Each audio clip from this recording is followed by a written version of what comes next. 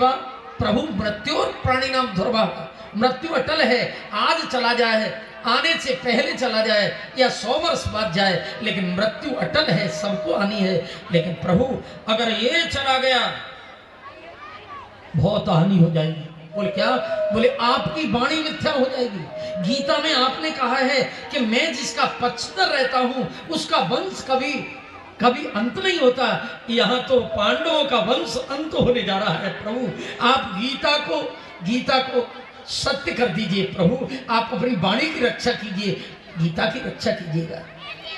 जब उत्तरा की ये बात सुनी तो भगवान करुणानिधि ने कहा, बोले मेरा रिश्ते जोड़े, मैं किसी की सहायता नहीं करता, आप एक काम करो, मेरी माँ मत जाओ। माँ उत्तरा से कहा मेरी माँ मत जाओ, विनोद का समय रही केशव। बोले नहीं, अनुमति दीजिए। मरता वो क्या नहीं करता। उत्तरा ने जैसे ही सर हिलाया, एक अंगुष्ठ मात्र का रूप बनाया परमात्मा ने, जो कभी देवकी के गर्भ में नहीं गया, जो कौशल्या के गर्भ में आज तक नहीं गया, वो भय प्रगट कृपाला दीन दयाला कौशल्या हितकारी, उसने आज भक्त वत्सलता का प्रमाण पत्र देने के लिए जुगो कुक्षम गत्यार्थ चक्रे मातल सुमेया शरणम गताया, अपनी भक्त की माता के गर्भस्थ हो गए परमात्मा अंगुष्ठ मात्र का रूप बनाकर। अब जब गर्भ में पहुंचे, आहा, मूर्धन टीकाकार बताए गए हैं हमारे यहां तो, एक श्रीधर स्वामी की टीका और दूसरी टीका गौड़ीय संप्रदाय में सनातन गोस्वामी जी की टीका। सनातन गोस्वामी जी की टीका के अनुसार कुछ यहाँ भाव और है और श्रीधर स्वामी कुछ और निवेदन करते हैं। तो दोनों की ही बात मैं आपके समक्ष निवेदन किए देता हूं कि भगवान स्वयं माता के गर्भ में गए श्रीधर स्वामी, तो ये धूड़ जल चुका था।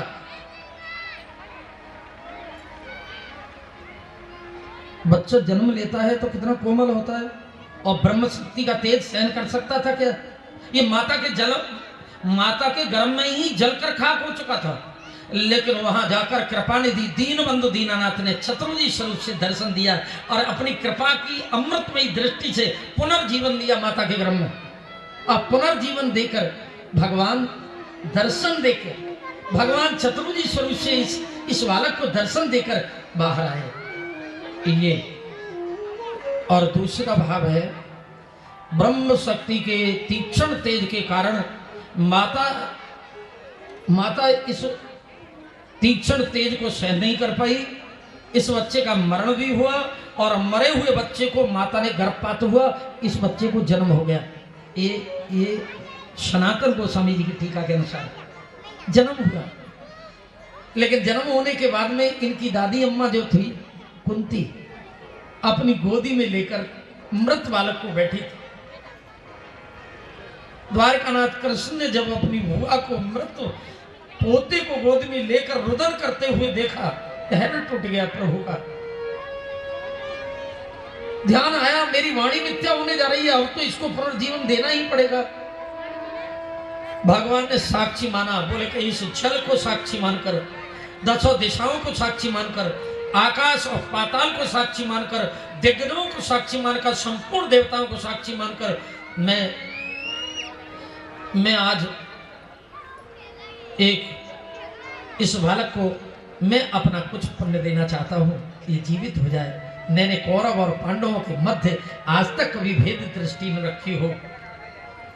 16,108 पत्नियों के रहते हुए भी मैं आज तक पूर्ण ब्रह्मचारी रहा हूं, तो मैं इस बालक को अपना पुण्य अर्जित करता हूं, ये बालक जीवित हो जाए। माता की गोदी में दोनों नेत्र खुले, इस बालक ने जीवित हुआ। कुंती माता का अब तो धैर्य टूट गया। मेरे 5 पुत्रों को महाभारत युद्ध में विजय दिलाने वाला गोविंद, तेरी ऋणिया बन चुकी थी ये कुंती, अब तो तूने हद कर दी। कृष्ण मेरे कुल वंश को आगे बढ़ा दिया, तू मेरे वंश को आगे बढ़ाने वाले कृष्ण, तुम्हारा ऋण ये कैसे चुकाएगी?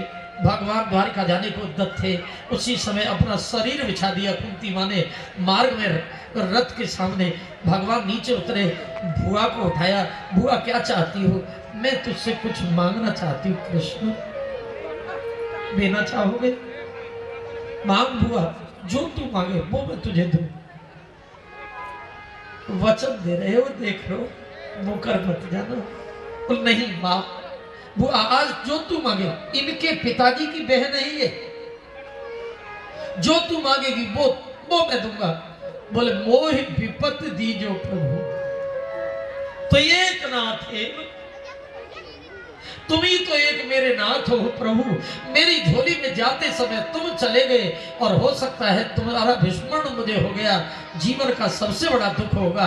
हो सके तो तुम जाते समय मेरी झोली में दुख डालते जाओ, विपत्ति दे दो कृष्ण। कोई नहीं मानता, कोई भी नहीं मानता। सब मांगते हैं, आरती करते हैं, टुंटरी बजती रहती है, सुख संपत्ति घर आवे, कष्ट मिटे तन का, तब ओम जय जगदीश। लेकिन कोई कहता है मुझे विपत्ति दे दे, मुझे संकट दे दे, मुझे दुख दे दे। पागल है ये पांडवों की माता कुंती दुख मांग रही है, मुझे विपत्ति दीजो प्रभु, चाहूं दुख महान। क्यों मांगा होगा, क्यों मांगा था इसने दुख, समझ लीजिए थोड़ा। विपदो नैव विपदा, विपत्ति विपत्ति नहीं होती।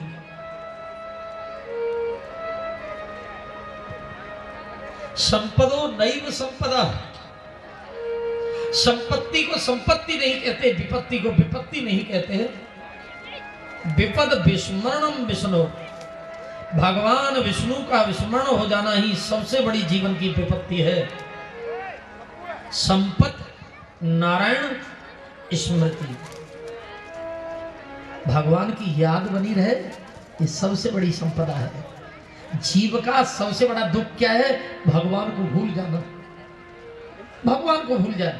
जगत भूले यही सद्भाग्य है, भगवान को भूलने का सबसे बड़ा दुर्भाग्य है। विपदो नैव विपदः, संपदो नैव संपदा, विपद विस्मरणम विष्णु, संपत नारायण स्मृति। इसलिए मैया कुंती ने कहा, हे गोविंद, मैंने सुना है सुख में लोग तुझे भुला देते हैं, सुख के माथे सिल पड़या नाम धनी को जाए, बलिहारी बा दुख को जो पल पल नाम रटा। धन्य है वो दुख जो तेरी याद दिलाता रहे पग पग पर। और एक बात पता है, हलवा खा रहे हो ना बादाम का, प्रेम से बोलो श्री राधे, और बाहर से आगे कोई कहे बोले कक्कू राम राम, बोले चुप रह रे, हलवा खा लेंगे पहले। अंदर पहले हलवा जाएगा तब राम। अरे यार ऐसे समय पर राम राम ले रहे हो तब चकाचक। लेकिन पैर में पत्थर का ठोकर लग जाए और पैर के अंगूठे का नाखून उतर के नीचे हो जाए तो तुरंत अरे राम राधे। राम कब आया?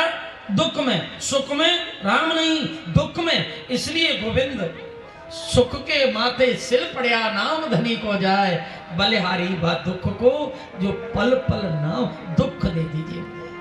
अच्छा एक बात बताओ, दुख श्रेष्ठ होता है या सुख जीवन में? ऐसे ही हाँ हाँ नहीं करना, सोच के बताना। एक मेहमान घर में आए तब तो हंसा दे थोड़ी देर और फिर जीवन भर के लिए रोता हुआ छोड़ जाए, एक वो मेहमान। एक दूसरा मेहमान वो आए तो थोड़ी देर के लिए रुलाए और जीवन भर के लिए हंसाता हुआ छोड़ जाए। कौन सा श्रेष्ठ है? श्रेष्ठ कौन सा है? तो जीवन पर्यंत के लिए हंसाकर छोड़े। दुख जब भी जाएगा तो सुख को दे के जाएगा, और सुख जब भी जाएगा तो दुख को झोली में डाल के जाएगा। इसलिए सुख श्रेष्ठ, दुख श्रेष्ठ है जो सुख को देकर जाता है, सुख श्रेष्ठ नहीं है जो दुख को देकर जाता है। हमेशा दुख को गले लगाइएगा, दुख जीवन को सुधारता है। सुख में हो सकता है कि पग इधर उधर गिर जाए और बिगड़ जाए हमारा कुछ, इसलिए दुख चाहिए जीवन। मैया कुंती ने कहा मुझे दुख दे दो। बोले ठीक, जैसी तेरी इच्छा हुआ। बोले एक इच्छा हो रहा है कृष्ण, बहुत दिन तक संग्राम होता रहा, कभी कुशल क्षेम पूछने का मौका मिला है क्या? मैंने अपनी हृदय की वेदना नहीं बताई, तुम्हारी कृष्ण मैंने कुछ कुशल क्षेम नहीं पूछी। आज की रात मेरे लिए तुम कृष्ण के हो, इतना समय दिया, आज भुआ के लिए आज की रात रुक जाओ। भगवान को याद आया, बोले मुझे जाना ही नहीं चाहिए था, आज मैं वचनबद्ध हो चुका हूं।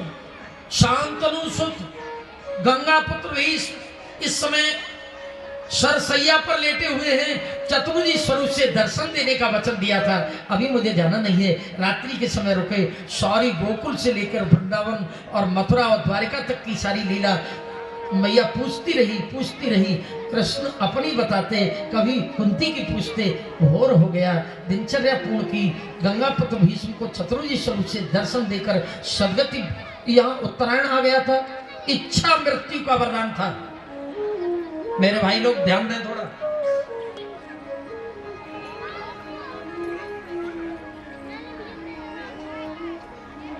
गंगा के इस पुत्र को इच्छा मृत्यु का वरदान।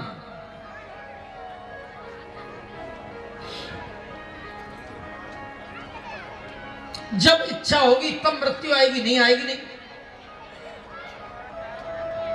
ये वरदान कहां से मिला था उन्हें? प्रेम से बोलो श्री राधे। किसी देवता ने दिया था? ईश्वर ने दिया था? नहीं, ये उसके पिता ने दिया था, उसको शांतनु ने दिया था। आप थोड़ा समझ लीजिएगा, आजकल माता पिता को इतना छोटा मान लिया, निगण्य मान लिया है कि माता पिता को तो कोई मंदिर में टुंट नहीं बजाएगा, लेकिन माता पिता के पास कोई नहीं जाएगा। ये उसके पिता का वरदान था इच्छा मृत्यु का। और कब और कैसे दिया वो थोड़ा इशारा कर रहा हूं महाभारत की कथा से, ध्यान देना।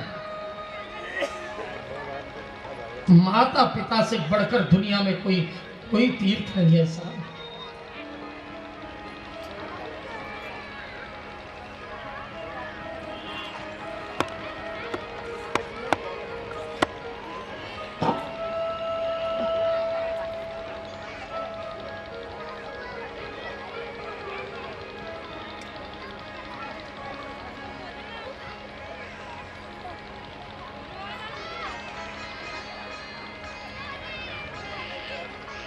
देव कन्या है गंगा, लेकिन कुरुक्षेत्र के इस चक्रवर्ती राजा से देव कन्या का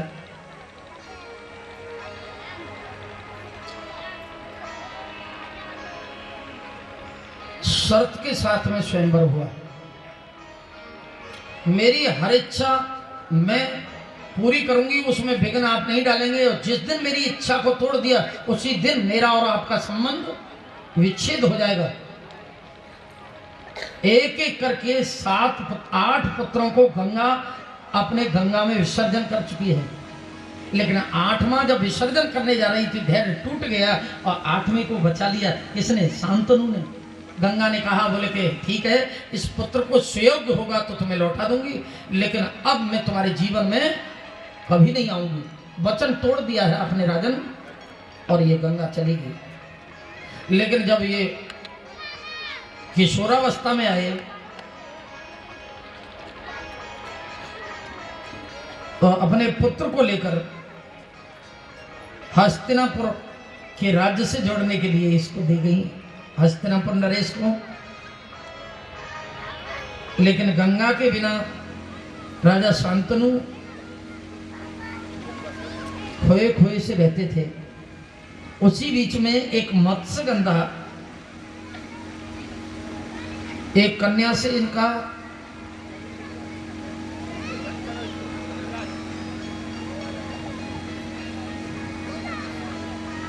दासराज की कन्या मत्स्यगंधा से इसका मिलन हुआ। लेकिन इसकी याद में इसके पिता ने शर्त रखी कि राजन, इसका विवाह तो तुम्हारे साथ हो सकता है, लेकिन शर्त है कि मेरी पुत्री का ही पुत्र हस्तिनापुर की राजगद्दी का अधिकारी होगा, ऐसा असंभव था क्योंकि गंगा का पुत्र था, ये तो युवराज है। लेकिन जब न खाना खाते न पानी पीते, ये है ही ऐसा।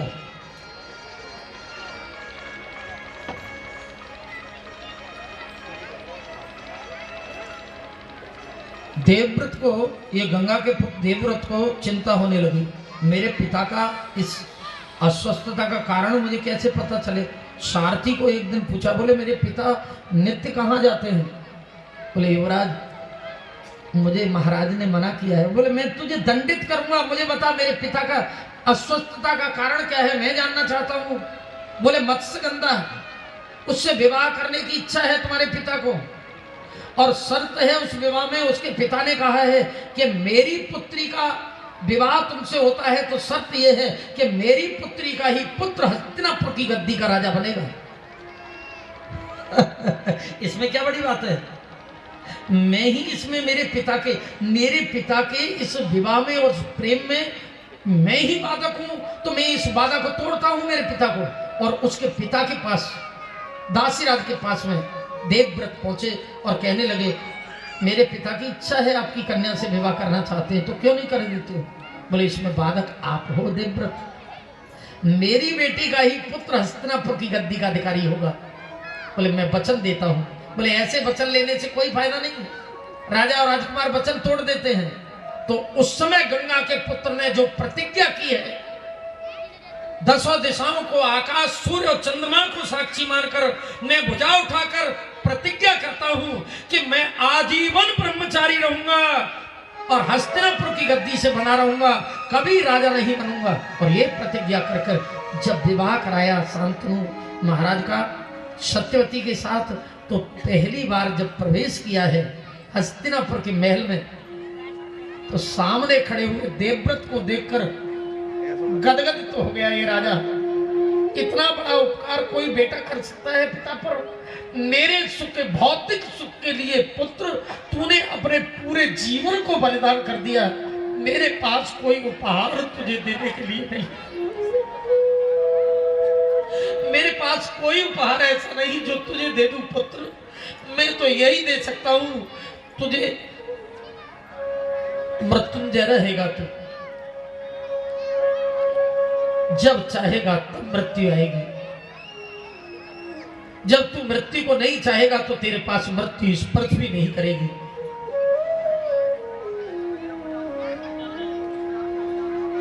ये वरदान पिता का था, पिता ने वरदान दिया।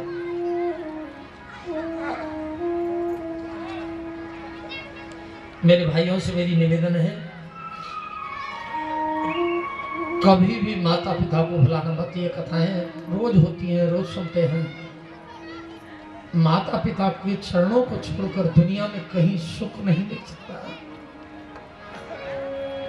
श्री राम राघव राम राघव राम राघव लक्ष्मण, श्री कृष्ण केशव कृष्ण केशव कृष्ण केशव पाए, श्री राम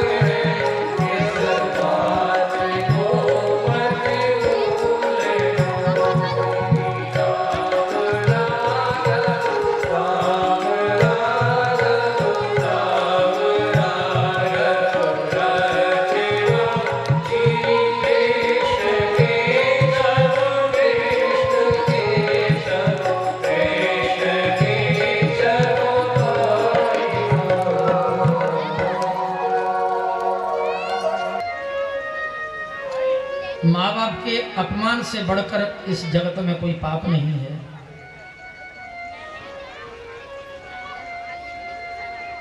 हृदयंगम करें इन बातों को, जीवन में उतारें। मृत्युंजय बन गया साहब। इच्छा मृत्यु का वरदान। मेरी इच्छा तेरी इच्छा जब करेगी पुत्र, जब जगत से जाएगा, जब तक तेरी इच्छा नहीं होगी तब तक तू मृत्युंजय बना रहेगा, मृत्यु पर विजय प्राप्त करेगा, मृत्यु तेरे पास स्पर्श नहीं करेगी। पुत्र मेरे हृदय का आशीर्वाद है, ये पिता का आशीर्वाद था। पिता, आज पिता को कुछ पिताई कौन है, क्या है, कहां रह रहा है, इसीलिए जीव दुखी है, दुख का कारण है। माता पिता सबसे बड़े देव है। आज पितामह भीष्म, 4 पीढ़ी जिसके सामने है, भगवान के अनेक नाम ले रहे थे। जब दुनिया से जाने लगे ना, ये महापुरुष जब विदाई ले रहे थे, सूर्य उत्तरायण आ गया। अब मेरी इच्छा कर रही है, अब मैं जाना चाहता हूँ, बस थक गया हूँ मैं, बहुत लंबी उम्र हो गई मेरी, हस्तिनापुर को सुरक्षित करते इतना लंबा जीवन, बस अब थक चुका हूँ, अब गोविंद बस अब यात्रा शुरू, अब जाना चाह रहे हैं। इच्छा हुई, लेकिन इच्छा तो है, गोविंद वचन दिया था 4 बजे से दर्शन देने का, उसी समय याद आई गोविंद की। अब एक बात बताएं, दुनिया से जाए तो याद किसकी आए? प्रेम से बोलो श्री राधे। यही है जीवन, जाना तो सबको है। बेटे की याद आ गई तो फिर आना पड़ेगा, बेटी की आई तो आना पड़ेगा, और घर में कुत्ते की आ गई तो भी आना पड़ेगा। जब दुनिया से जाए तो देखो, कृपालु भगवान से एक प्रार्थना करते रहिएगा, जब रात्रि को सब ठग सो जाए ना, ठग कौन? ये जगत के रिश्तेदार, ये सबसे बड़े ठग हैं। राधे, ये ठग सो गए हों और उस समय बिल्कुल शांति हो, तब जगो और उस परमात्मा को याद करो और कहो, बोले प्रभु मैं ऐसा पामर जीव, मुझे मनुष्य बना दिया ठाकुर, देवताओं को दुर्लभ है, और फिर तूने इतना दे दिया कि मैं संभाल नहीं सकता गोविंद, तो एक काम और कर दीजिए ठाकुर। बोले क्या? एक काम और करना, क्योंकि मृत्यु सबको आएगी, सबको आनी है।